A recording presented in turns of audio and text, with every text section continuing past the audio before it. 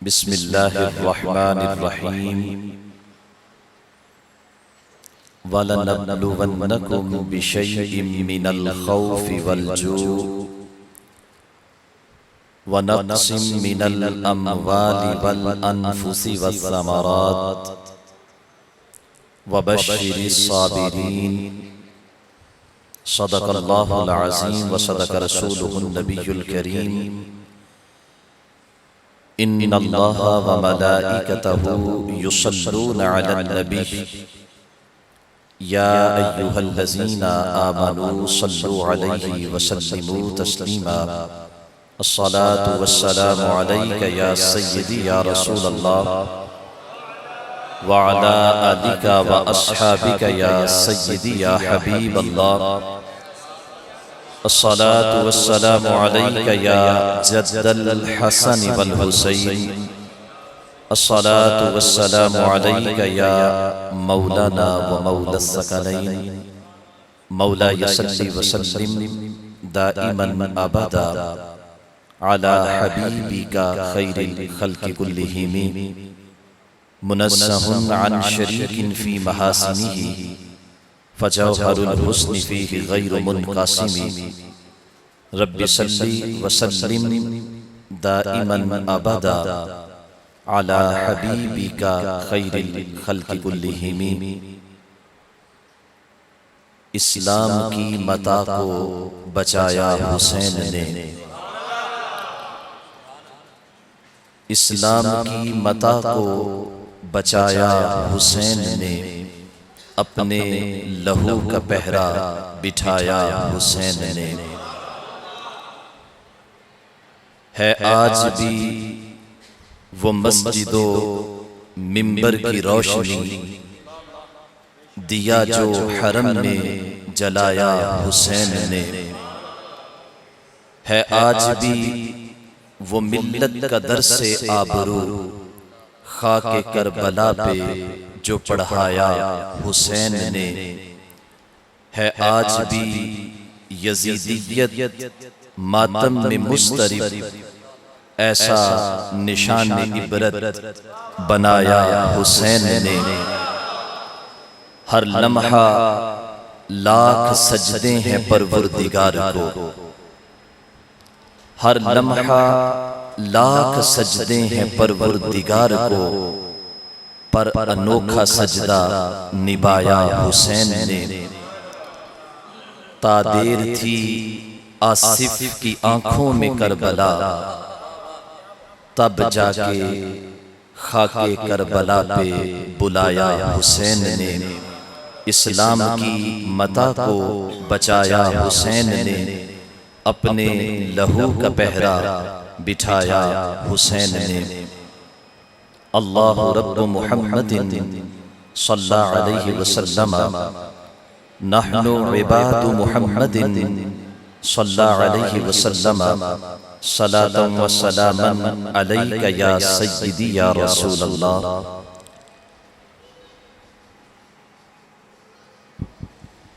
اللہ تبارک و تعالی جل جلالہ کی حمد و ثنا اور حضور سرور کائنات مفخر موجودات زینت بزم کائنات دستگیر جہاں غم گسار زمان سلطان حسینان جہاں قائد المرسلین خاتم النبیین احمد مجتبی جناب محمد مصطفیٰ صلی اللہ علیہ وآلہ وآصحابہ وبارک وسلم کی بارگاہ میں ہدیہ درود و سلام عرض کرنے کے بعد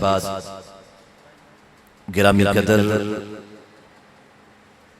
معزز و محتشم سامعین کرام رب ذوالجلال کے فضل اور توفیق سے مرکزی جامع مسجد بڑے مینار والی میں پیغام کربلا کے عنوان سے سجی اس بزم میں شرکت کی سعادت نصیب ہو رہی ہے عالم نبیل فاضل جلیل حضرت صاحبزادہ انیس الرحمن نقشبندی صاحب کی زیر قیادت یہ خوبصورت محفل پاک انعقاد پذیر ہے، جس کا عنوان محبوب خدا، نور دیدائے مرتضیٰ، باعث تسکین قلب مجتبی، پیکر تسلیم و رضا، جگر گوشائے بطول،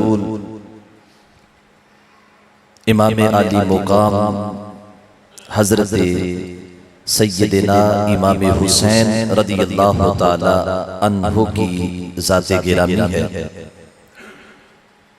دعا فرمائیے اللہ تبارک و تعالی جل جلالہ اپنے پیارے حبیب شافع روز جزا حضرت محمد مصطفیٰ صلی اللہ علیہ وآلہ وسلم کے عظیم مرتبہ کے طفیل ہماری اس بزم کو اپنی بارگاہ میں قبول فرمائے، اسے ہماری خطاؤں کا کفارہ بنائے، اور قیامت کے دن جناب حسین رضی اللہ تعالی عنہ کی امامت میں ہمیں جنت الفردوس میں داخلہ عطا فرمائے۔ گرامی قدر سامعین کرام، یکم محرم الحرام سے یہ سلسلہ جاری و ساری ہے، اور گزشتہ 6 سال سے، گزشتہ 5 سالوں سے اس سلسلے کو تسلسل کے ساتھ چلایا جا رہا ہے۔ عہد حاضر میں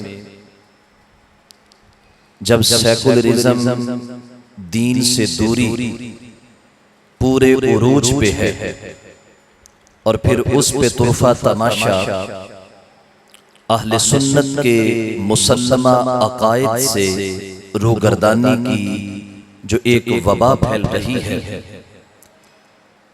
ان تمام نحوستوں کو دور کرنے کے لیے اس سلسلے کو جو سجایا گیا ہے، اللہ کم الحاکمین اس سلسلے کو سجانے والے، اسے چلانے والے ہمارے تمام بھائیوں کی دنیا میں خیر فرمائے، اور ان کی آخرت کو خالق کائنات جل جلالہ اپنے خصوصی نور سے منور فرمائے۔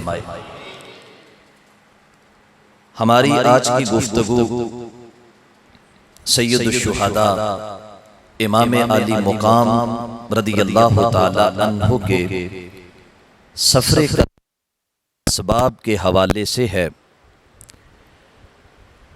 آپ رضی اللہ تعالی عنہ نے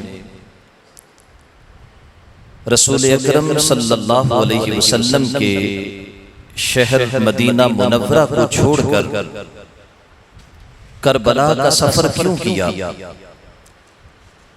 اس کے اسباب جاننا بہت ضروری ہے۔ اللہ جلالہ کی تقدیر اور اللہ کی رضا تھی، جسے جناب حسین رضی اللہ تعالی عنہ کی ولادت کے ساتھ ہی بیان کر دیا گیا تھا۔ اور دوسرے نمبر پہ یزید کے کردار کی وہ خرابیاں تھیں کہ جنہیں آج جاننا بہت ضروری ہے، کہ ان خرابیوں کو روکنے کے لیے جناب حسین رضی اللہ تعالی عنہ نے یہ سفر اختیار کیا ہے۔ آج بعض لوگ حضرت سیدنا امیر معاویہ رضی اللہ تعالی عنہ کی طرف سے یزید کی ولی عہدی کو بنیاد بنا کے ان پہ تان کرتے ہیں، اور بعض ایسے ہیں جو یزید کی حمایت میں بولتے ہوئے اس کا وکیل بن کے جناب حسین رضی اللہ تعالی عنہ کو باغی تک کہنے سے بھی گریز نہیں کرتے۔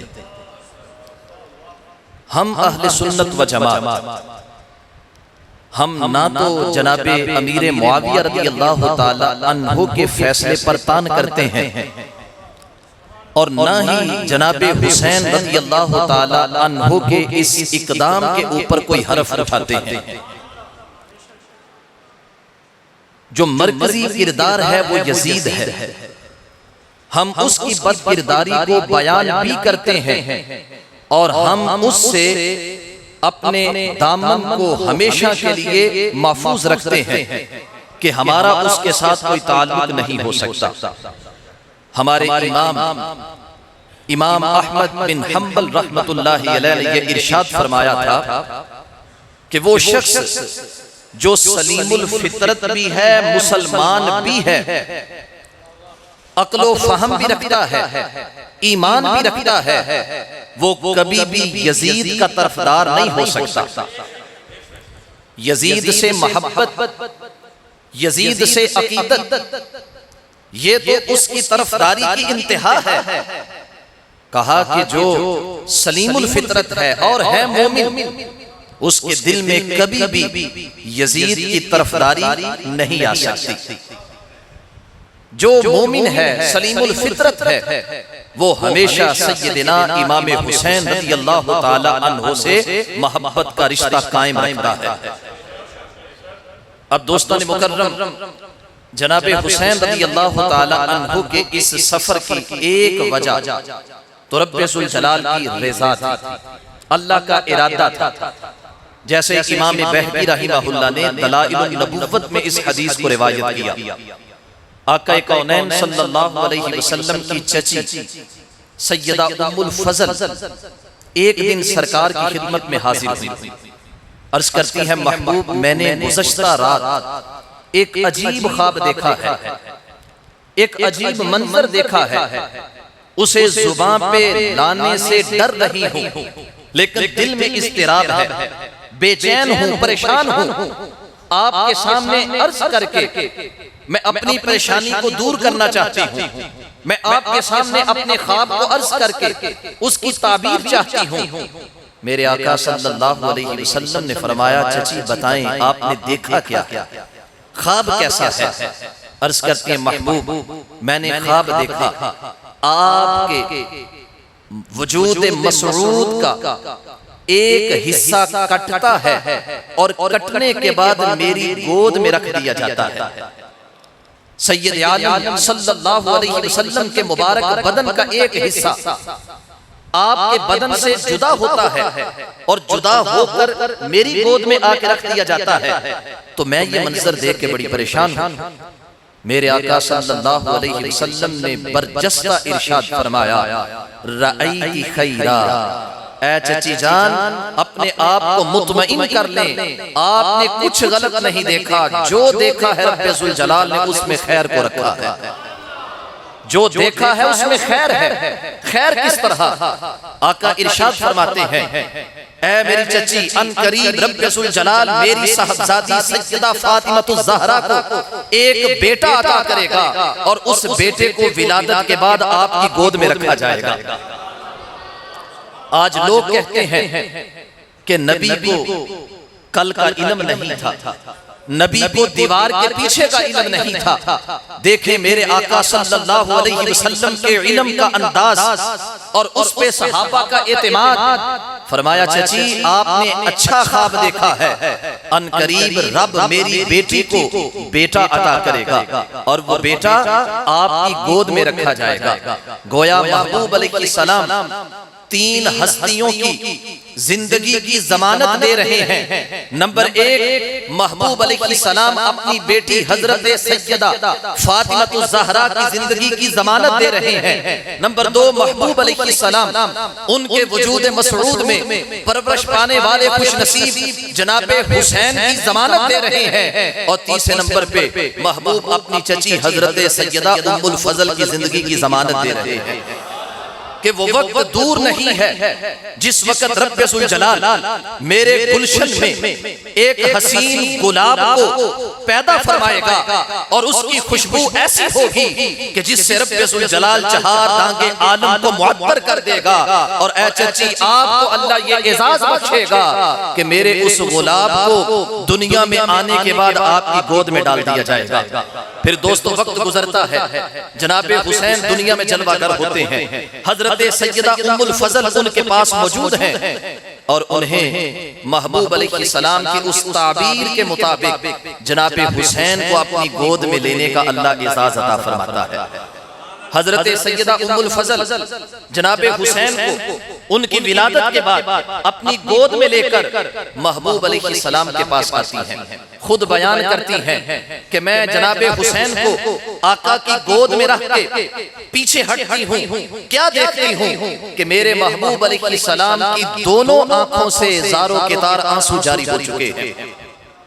بچوں کی ولادت پہ کوئی روتا نہیں ہے، بچوں کی ولادت پہ خوشی کا سما ہوتا ہے، بچوں کی ولادت پہ خوشی کا اظہار ہوتا ہے، لیکن محبوب علیہ السلام اپنے نواسے کو گود میں لے رہے ہیں اور ساتھ آنکھوں سے آنسو بہا رہے ہیں۔ سیدہ ام الفضل عرض کرتی ہیں محبوب یہ خوشی کا سما ہے، یہ اظہار خوشی کا وقت ہے، لیکن آپ کی آنکھوں سے آنسو کیوں آ رہے ہیں؟ آقا نے فرمایا اس لیے کہ ابھی مجھے پیغام ملا ہے کہ رب ذوالجلال یہ فرما رہا ہے کہ آپ کے اس بیٹے کو آپ کی امت کے کچھ لوگ شہید کر دیں گے، اور مجھے میرے اس بیٹے کی شہادت گاہ کی مٹی بھی دکھائی گئی ہے۔ اب دوستو یہ نبی علیہ السلام کو اس وقت بتایا گیا جب جناب حسین ابھی پیدا ہو رہے تھے، ابھی دنیا میں آ رہے تھے، ابھی انہوں نے آ کر دنیا میں کوئی کلام نہیں کیا، ابھی انہوں نے آ کر نبی علیہ السلام کا کلمہ نہیں پڑھا، محبوب علیہ السلام پہ درود نہیں پڑھا، محبوب علیہ السلام کے دل پہ اترے قرآن کو نہیں پڑھا، آقا کی سنت کو ادا نہیں کیا، نہ نماز پڑھی، نہ روزہ رکھا، نہ حج کا اہتمام کیا۔ ابھی تو زندگی شروع ہو رہی ہے، لیکن رب ذوالجلال نے اسی وقت بتا دیا کہ آپ کے اس صاحبزادے کو، آپ کے اس جگر پارے کو کربل کے میدان کے اوپر شہید کیا جائے گا۔ اور محبوب علیہ السلام اسی وقت سے سن کر پھر اپنے صاحبزادے کو اس کے لیے تیار کرتے ہیں۔ بڑی تفصیلی روایات ہیں لیکن اختصار مطلوب ہے، وقت بڑا مختصر ہے۔ ایک تو جناب حسین کے اس سفر کربلا میں اللہ کی رضا تھی، اللہ کی مشیت تھی، خدا چاہتا ہی یہ تھا کہ جناب حسین اس راستے سے گزریں، اور کیوں چاہتا تھا وہ انشاءاللہ میں اختتام پہ عرض کروں گا۔ دوسرا سبب جو اہم ہے وہ یزید کی بد کرداری ہے۔ آج ہم کہتے ہیں حسینیت زندہ باد، یزیدیت مردہ باد۔ یزیدیت ہے کیا؟ ہم کس کو مردہ باد کہتے ہیں؟ حسینیت کس چیز کا نام ہے؟ تو آئیے سنیں وہ تمام اسباب جن کی بنیاد پہ جناب حسین اپنے گھر سے نکلے، مدینہ جیسے عظیم شہر کو چھوڑا، منبر مصطفیٰ جیسے عظیم منصب کو ترک کیا، مکہ المکرمہ میں جلیل القدر صحابہ کرام اپنی آنکھیں بچھائے آپ کے منتظر تھے، لیکن آپ رضی اللہ تعالی عنہ سب کی دعوت کو روکتے ہوئے کربلا کے سفر کی طرف نکل پڑتے ہیں۔ کیا وجہ تھی اس کی؟ تو دوستو سب سے پہلے یزید کے کردار میں وہ تبدیلی آئی کہ جسے جناب حسین برداشت نہیں کر سکتے تھے۔ حضرت حسین رضی اللہ تعالی عنہ نے اپنی جب ہوش سنبھالی، جو آپ کے بچپن کا زمانہ تھا، آپ نے تاجدار صداقت حضرت صدیق اکبر کا دور پایا تھا۔ جب آپ لڑکپن کی عمر کو آئے، جناب عمر فاروق کا زمانہ پایا۔ جب عین جوان ہوئے، حضرت عثمان غنی ذو النورین کا زمانہ پایا۔ اپنے والد محترم حضرت مولا مرتضیٰ کا سنہری دور پایا۔ حضرت سیدنا امام حسن کا زمانہ پایا، اور اسلام کے بادشاہ، اسلام کے شیر دل مجاہد حضرت امیر معاویہ کا زمانہ پایا تھا۔ لیکن یزید نہ حضرت صدیق کی سیرت پہ، نہ حضرت فاروق کی سیرت پہ، نہ عثمان و علی کے طریقے پہ، نہ حسن و معاویہ کے طریقے پہ۔ اس نے جب اپنا ایک نیا طریقہ جاری کیا تو جناب حسین اس کے مقابل آ گئے۔ کہا ہرگز نہیں، وہ دین کہ جس دین کو سجانے کے لیے حضرت صدیق نے اپنی جان قربان کی ہے، وہ دین جس کو آگے بڑھانے کے لیے فاروق نے اپنا خون پیش کیا ہے، وہ دین جس کی چھاؤں کو مضبوط کرنے کے لیے حضرت عثمان و علی نے اپنی جانیں نشاور کی ہیں، میں کبھی بھی اس کے خلاف کوئی اقدام برداشت نہیں کر سکتا۔ یزید کیسا تھا دوستو؟ پہلے تمام خلفاء بڑی سادہ زندگی بسر کرتے تھے، سادگی تھی ان کی زندگی میں، لیکن یزید آیا تو اس نے بادشاہت کو پروان چڑھایا۔ روم ایران کے کیسر و کسرا کے بادشاہوں جیسا اس نے انداز اختیار کیا، محلات کو اس نے قائم کیا، دربان کھڑے کر دیے، اور عوام الناس کی رسائی بادشاہ تک اس کو مشکل بنا دیا۔ اور یہ سب کچھ کرنے کے لیے جو عوام کا پیسہ بیت المال تھا اسے بے دریغ استعمال کیا۔ جناب حسین نے فرمایا میں اس کی اجازت نہیں دے سکتا۔ دوسرے نمبر پہ حضرت سیدنا امام حسین رضی اللہ تعالی عنہ یزید کے مقابل اس لیے آئے، آپ نے ارشاد فرمایا کہ بیت المال یہ عوام کی امانت ہے۔ حضرت صدیق سے لے کر جناب امیر معاویہ تک کسی ایک حاکم نے بھی بیت المال کو اپنی مرضی سے استعمال نہیں کیا۔ بیت المال عوام کی امانت ہے، حاکم وقت اس کا محافظ ہے، اس کا نگہبان ہے، ایک پائی بھی اپنی اجازت سے نہیں لے سکتا، اپنی مرضی سے نہیں لے سکتا سوائے اپنی تنخواہ کے۔ لیکن یزید نے بیت المال کو اپنا ذاتی مصرف بنا دیا، بیت المال کو اپنا ذاتی بینک بنا لیا، لاکھوں کی تعداد میں درہم اپنے امراء کو بخشے جا رہے ہیں، لاکھوں کی تعداد میں دینار اپنے سالاروں کو دیے جا رہے ہیں تاکہ میں مال دے کر ان کا منہ بند کر کے صراط مستقیم سے ہٹ بھی جاؤں تو یہ میرے خلاف کھڑے نہیں ہوں گے۔ جناب حسین رضی اللہ تعالی عنہ نے کہا کہ میں اس کو برداشت نہیں کر سکتا۔ پھر یزید اس کے آنے سے قبل جتنے بھی حاکم تھے عوام الناس ان کا محاسبہ کر سکتے تھے۔ آپ نے سن رکھا ہے کہ حضرت سیدنا عمر فاروق رضی اللہ تعالی عنہ منبر پہ تھے تو ایک نوجوان نے کھڑے ہو کر کہا کہ اے عمر یہ تو بتائیں جو آپ نے کرتا پہنا ہے یہ کرتا کہاں سے آیا ہے؟ جو لباس آپ نے پہن رکھا ہے یہ لباس قیمتی بھی ہے، یہ نیا بھی ہے، آپ کے پاس یہ کہاں سے آ گیا؟ تو جناب عمر فاروق رضی اللہ تعالی عنہ نے اس کا جواب دیا، اور جواب دینے کے بعد جب وہ نوجوان مطمئن ہوا تو پھر آپ نے اپنی بات کو آگے بڑھایا۔ یہ نہیں کہ یہ میرے خلاف ہے تو میں اس کو پکڑوا دوں، میں اسے پابند سلاسل کروں، میں اسے سزا دوں، اسے خبر نہیں ہے کہ یہ حاکم وقت کے خلاف بول رہا ہے، اسے جرأت کیسے ہوئی کہ یہ امیر المومنین کے خلاف آواز اٹھائے؟ کسی حاکم کا یہ انداز نہیں تھا۔ حضرت صدیق، حضرت عمر، حضرت عثمان، علی، حسن، معاویہ سب کے سب وہ عوام کے سامنے جواب دیتے، عوام ان کا محاسبہ کرتے تھے۔ لیکن جب یزید آیا تو پھر لوگوں کی زبانوں کے اوپر مہر لگنے کا آغاز ہوا۔ کہا میرے خلاف کوئی بول نہیں سکتا، میں سیاہ کو سفید کہوں، سفید کو سیاہ کہوں، میں حلال کو حرام کہوں، حرام کو حلال کہوں، کوئی میرے خلاف بول نہیں سکتا۔ جو بولے گا اسے قید میں ڈالا جائے گا، جو بولے گا اسے قتل کر دیا جائے گا۔ جناب حسین رضی اللہ تعالی عنہ نے فرمایا کہ یہ دین یہ میرے آقا صلی اللہ علیہ وسلم کی قربانیوں سے آگے بڑھا ہے، اس دین پہ وار ہوتا میں برداشت نہیں کر سکتا، اگر مجھے جان بھی دینی پڑی تو جان بھی دے دوں گا، لیکن دین مصطفیٰ کو بچا کے جاؤں گا۔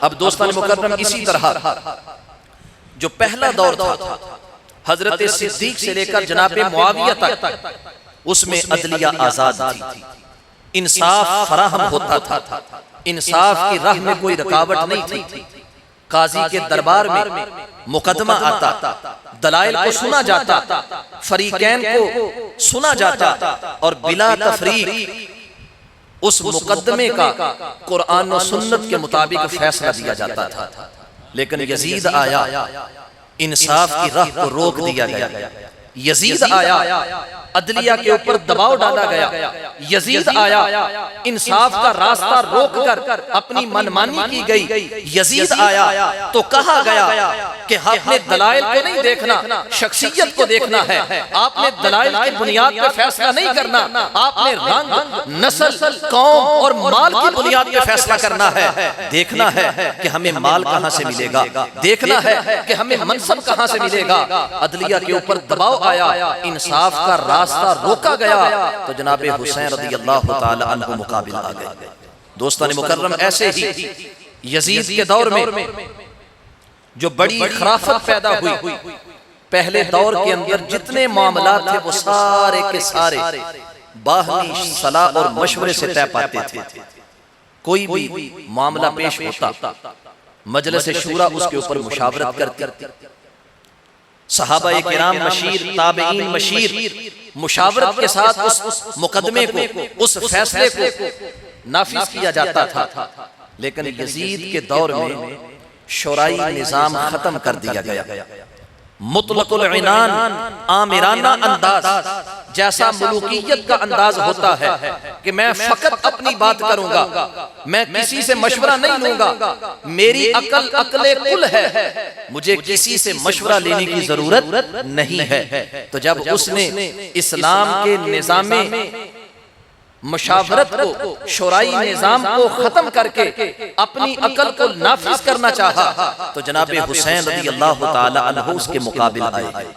پھر ایسے ہی جناب صدیق اکبر سے لے کے حضرت سیدنا امیر معاویہ رضی اللہ تعالی عنہ تک تمام حاکموں کی زندگی طہارت والی تھی، تقوی والی تھی، خوف خدا والی تھی، نماز کی پابندی والی تھی، روزے کے اہتمام والی تھی، عوام الناس کی فکر والی تھی۔ لیکن یزید آیا، تقوی اور طہارت کی جگہ فسق و فجور آ گیا، یزید آیا، خوف خدا کی جگہ محبت دنیا پیدا ہو گئی، یزید آیا، تلاوت قرآن کی جگہ نشید آ گئی، گانے آ گئے، شراب نوشی آ گئی۔ جناب حسین رضی اللہ تعالی عنہ نے کہا کہ میں اسلام کے نظام کے اندر اس کو قبول نہیں کر سکتا۔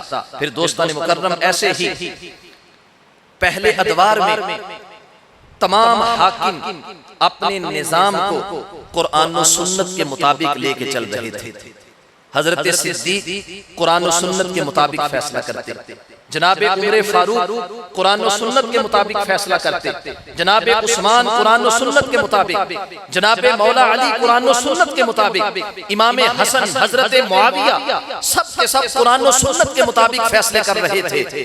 لیکن یزید نے آ کر قرآن و سنت کو معطل کر دیا، قرآن و سنت کو ثانوی حیثیت دے دی، کہا قرآن و سنت کو مانے ہمارے ملکی مفادات کے اوپر زد پڑتی ہے، اگر قرآن و سنت کو مانے ہمارے دنیا کے معاملات بگڑ جاتے ہیں، ہم قرآن و سنت کو تب مانیں گے جب ہمارے دنیا کے معاملات کے اندر بگاڑ نہ آئے، ہمارے دنیا کے معاملات کے اندر ہمیں نقصان نہ ہو، جہاں ہمیں نقصان نظر آئے گا ہم قرآن و سنت کو پیچھے کر دیں گے۔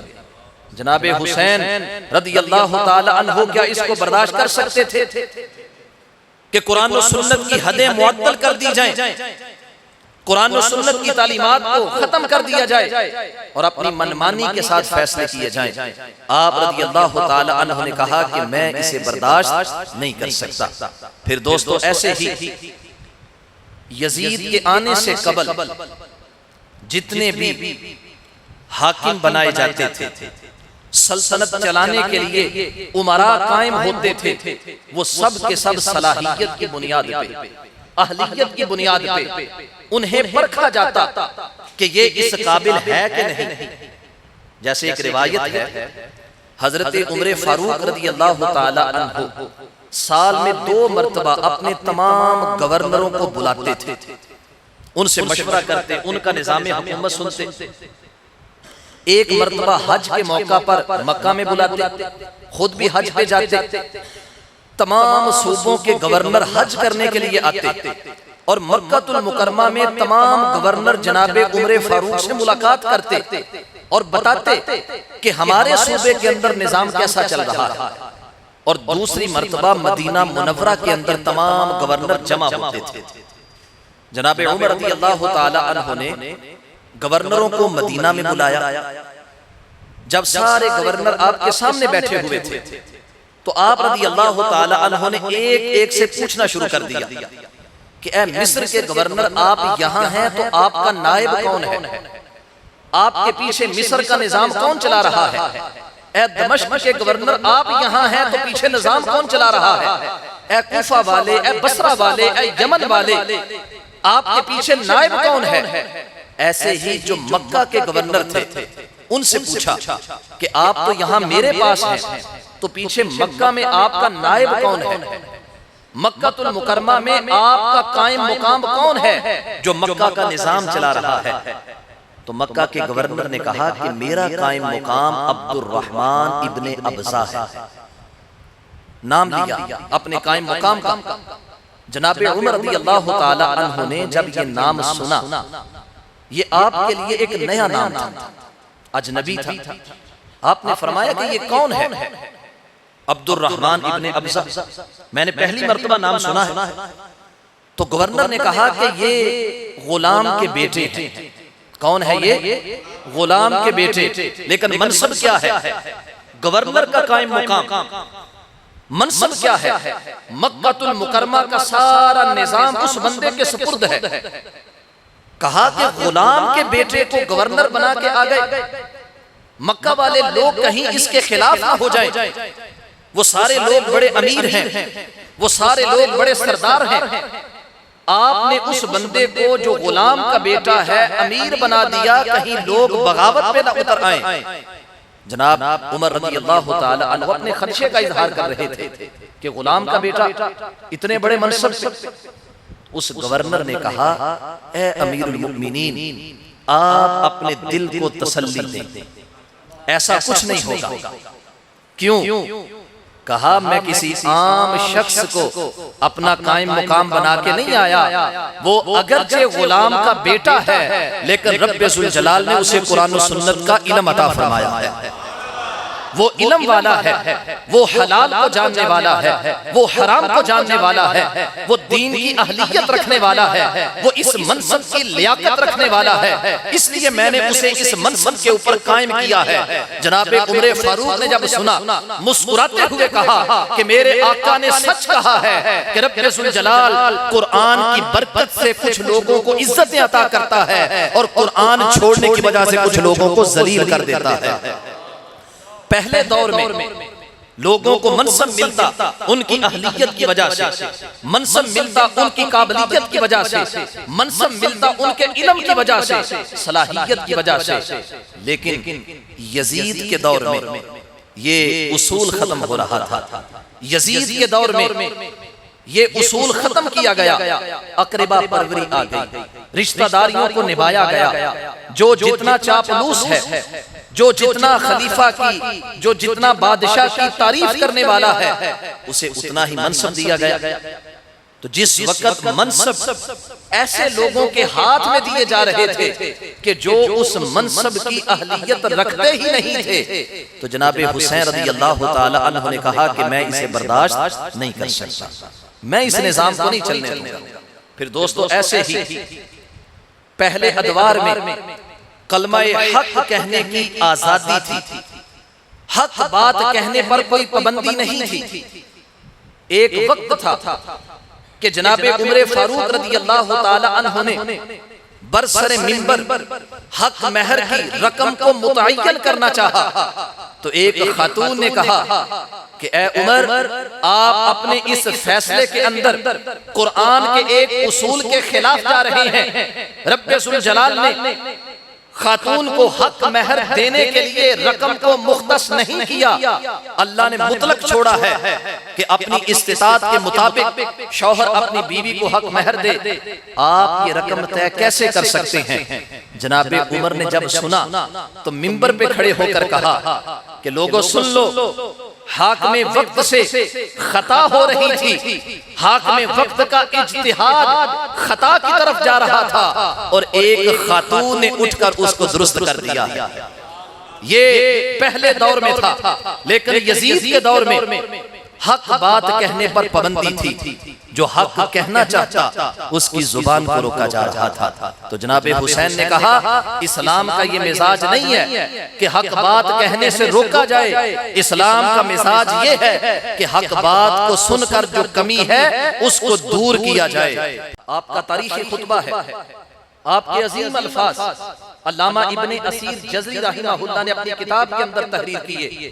جناب حسین رضی اللہ تعالی عنہ کو جب بعض صحابہ کرام نے روکنا چاہا اور عرض کی کہ حالات کو سازگار دے کہ ہم آپ کے ساتھ نکلیں گے، تو جناب حسین نے فرمایا ان هؤلاء قد لزموا طاعة الشیطان وتركوا طاعة الرحمن وعطل الحدود وظهروا الفساد واستأصلوا الفیء۔ آپ نے فرمایا میں کیوں نہ نکلوں ان کے خلاف، یہ لوگ اللہ کی اطاعت چھوڑ چکے، شیطان کی اطاعت قبول کر چکے، اللہ کی حدوں کو معطل کر چکے، بیت المال اپنے ذاتی مصرف میں لا چکے، اور دین کا حلیہ بگاڑ رہے ہیں۔ وہ دین جس کی خاطر میرے محبوب نے طائف کے بازار کے اندر اپنے بدن نازنی کے اوپر پتھروں کو برداشت کیا تھا، وہ دین جس کی خاطر محبوب علیہ السلام نے اپنے محبوب شہر مکہ کو خیر آباد کہا تھا، وہ دین جس کی خاطر محبوب کبھی بدر میں گئے، کبھی احد میں گئے، کبھی حنین میں، کبھی خندق میں، کبھی تبوک میں، خیبر میں گئے ہیں، اس دین کو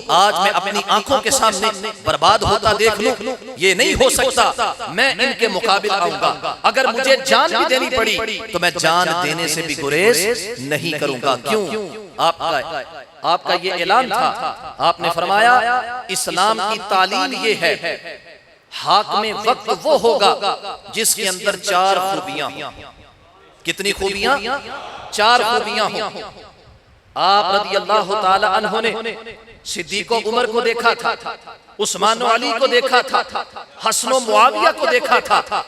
آپ رضی اللہ تعالی عنہ فرماتے ہیں چار خوبیاں ہوں تب بندہ حاکم بن سکتا ہے، اور اگر یہ چار نہ ہوں، ایک بھی کم ہو، تین باقی ہوں، تب بھی بندہ حاکم نہیں بن سکتا، ولایت کا حقدار نہیں ہو سکتا۔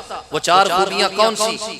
جناب حسین رضی اللہ تعالی عنہ آپ نے ارشاد فرمایا چار خوبیاں کون سی؟ نمبر ایک، حاکم وہ ہوگا جو اللہ کی کتاب قرآن کے اوپر عمل کرنے والا ہوگا۔ جو اللہ کی کتاب پہ عمل نہیں کرتا وہ حاکم نہیں ہو سکتا۔ حسینیت کیا ہے؟ اللہ کی کتاب کے اوپر عمل کرنا۔ آپ رضی اللہ تعالی عنہ نے فرمایا دوسرا اصول حاکم ہونے کے لیے وہ یہ ہے کہ حاکم ہمیشہ انصاف فراہم کرنے والا ہو۔ جو نا انصافی کرتا ہے، جو ظلم کرتا ہے، وہ تو قابلیت رکھتا ہی نہیں کہ اسے حاکم بنایا جائے۔ تیسرے نمبر میں آپ نے فرمایا حاکم وہ ہوگا جو ہمیشہ حق اور سچ کی اتباع کرنے والا ہو، جو جھوٹ کے اوپر چلے، جو باطل کی راہ پہ چل پڑے، وہ بندہ کبھی حاکم نہیں ہو سکتا۔ اور چوتھے نمبر پہ آپ رضی اللہ تعالی عنہ نے فرمایا حاکم وہ ہوگا جو تعلق مع اللہ کی صفت کے ساتھ متصف ہوگا، یعنی وہ شب زندہ دار ہوگا، وہ فقط نماز پنجگانہ نہیں تہجد کا بھی پابند ہوگا، وہ فقط فرائض ہی نہیں وہ سنتوں کا بھی پابند ہوگا، وہ نوافل کا بھی پابند ہوگا، وہ آقا کونین صلی اللہ علیہ وسلم کے طریقے پہ عمل کرنے والا ہوگا۔ جس میں یہ چار خوبیاں ہوں وہی حاکم ہو سکتا ہے۔ بتاؤ یزید میں یہ خوبیاں تھیں؟ علامہ ابن کثیر نے البدایہ والنہایہ میں لکھا ہے، یہ کہا یزید کے اندر شہوات کا میلان تھا۔